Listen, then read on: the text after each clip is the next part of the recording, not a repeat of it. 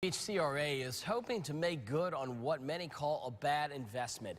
The Community Redevelopment Agency purchased the historic Magnuson House in 2006 for almost 10 times what it's worth now.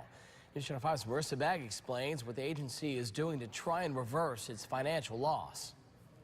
Ken Taselli lives down the street from the historic Oscar Magnuson house built in 1910. It has sat empty since the Boynton Beach Community Redevelopment Agency purchased it in 2006. So, I mean, a restaurant wouldn't be a bad idea, but it's not the historic value, but the purchase price of the home that draws most attention. The CRA bought it for a whopping $850,000.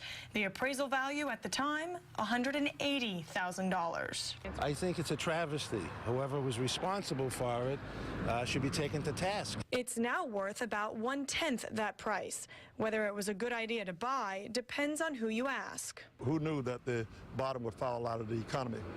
But to pay for a house that was built in 1910 to preserve that historic preservation, I'm all for it. Do you think purchasing this property in 2006 for $850,000 was a good idea? I think anyone who thought that was a good idea needs to get their head examined. The CRA is hoping to lease it out to a business.